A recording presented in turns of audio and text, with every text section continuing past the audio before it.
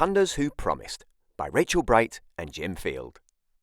High on a mountain where clouds drift in billows, two panda cubs curl up on bamboo leaf pillows, eyes tightly shut and tails wrapped around each other, kept safe from harm by their kind, loving mother. A sister called Popo, the other K2.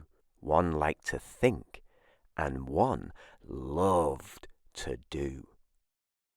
When the moon rose aloft, and the stars twinkled through, and sun dusky pink bowed to dark inky blue, the cubs stretched awake with a long squeaky yawn, excited at what lay ahead before dawn.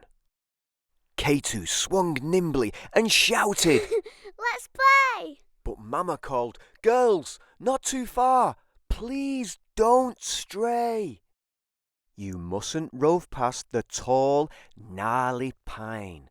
If you don't go beyond it, then all will be fine. Never climb down to the mountain, you hear? And when it's daylight, make sure to be near.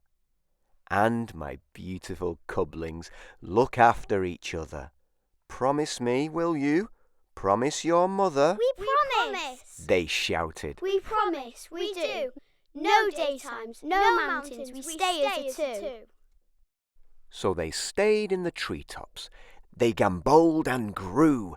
They played hide and seek, and they chewed on bamboo. Each day in their beds they snuggled together. We'll take care of each other now and forever. But while Popo was cautious and liked to stay still, K2 was wild and lived for the thrill. Inside her, a tussle of feelings was squalling. She'd promised to stay, but the mountain was calling. Whoa!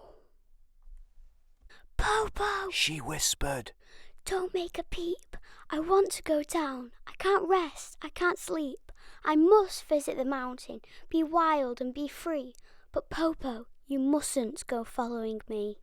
Stay here and stay safe. I'll return by nightbreak, before the moon's up and Mama's awake. Popo was shocked. No, I promise. She frowned. But K2 was on her way down to the ground. She must stay by her sister, that much she knew, which meant there was only one thing she could do. So, in one huge decision, off Popo went, silently making her secret descent. And wow! It was magical. Frost under paw. They stared in amazement at all that they saw. So much to take in, to smell and to taste. It made staying at home seem such a great waste. But, unseen on that mountain, they didn't yet know something prowled silently, cloaked by the snow. K2 was running and jumping, but trip!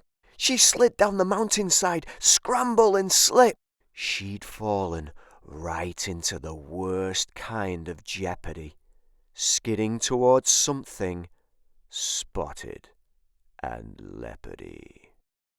Popo was frozen. Oh, what should she do? She remembered her promise, and then she just knew.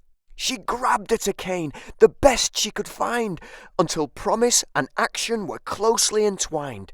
She plunged all her weight as the cane bent down double. Help! Yelled K2. I'm in all kinds of trouble. I'm coming! Called Popo. Hold out your hand! As the leopard closed in, would it work as she'd planned?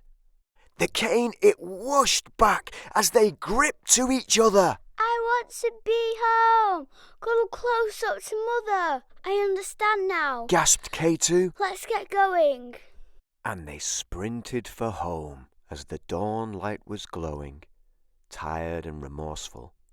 With many things learned, K2 and Popo had safely returned. With tails tucked in tight, and heads bowed down low. We went back on our word. We're sorry, we know.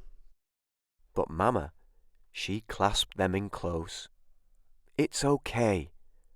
You went to the mountain, strayed far in the day.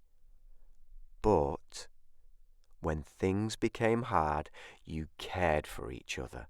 And keeping that promise makes me a proud mother. Perhaps we can make a new promise today. If there's something you want, you'll tell me, okay? Something you need or you're wanting to do, I promise we'll talk and I'll listen to you. We'll only make promises we can all keep. Now, girls, it's time to curl up and go to sleep. We'll dream of adventures to go on together. Stay true to our words, now and forever. Keeping a promise is special, you see. It's how I trust in you and you trust in me. Like and subscribe to Books Alive.